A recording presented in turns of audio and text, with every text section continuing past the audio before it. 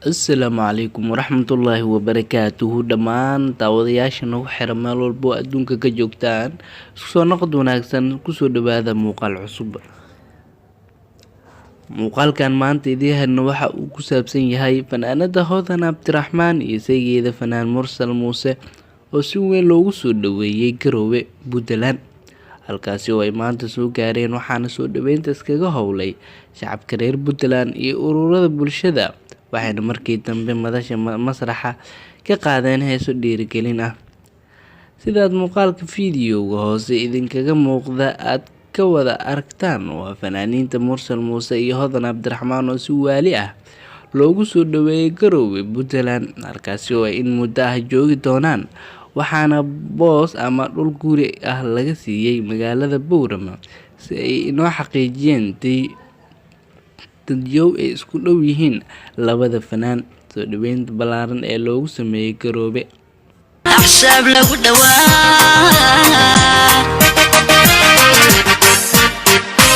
مدان دورة ليلو داحا سوغيني دقان كري أحساب دول كرر بلان أحسب لو دواء أحسب لو دواء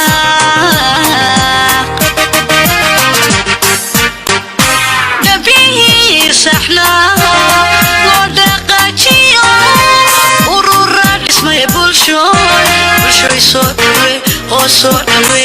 soo dhaweey nabii saxna loo dhaqaajiyo urura dhismay bulsho soo dhaweey soo dhaweey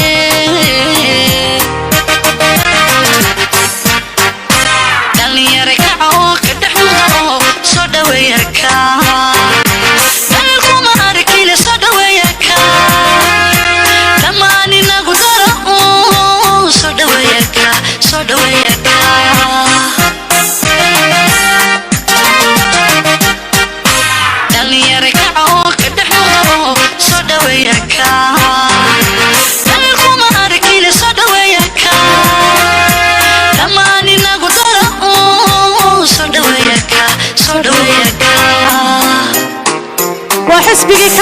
ما شاء الله.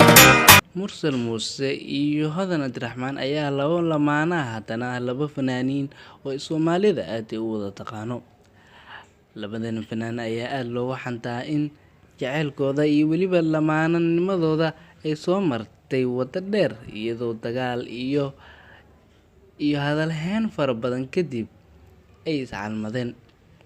waad ku mahadsantahay daawashada fiidiyowgan. Fadlan haddii aad channelkeena ku cusub tahay subscribe saar, like saar fiidiyowga si aysan kuu dhaafin muuqaalada aan soo gelino, aad noo noqoto qofka ugu horeeya ee daawada. Next video ayaa inoo balana. Bye bye.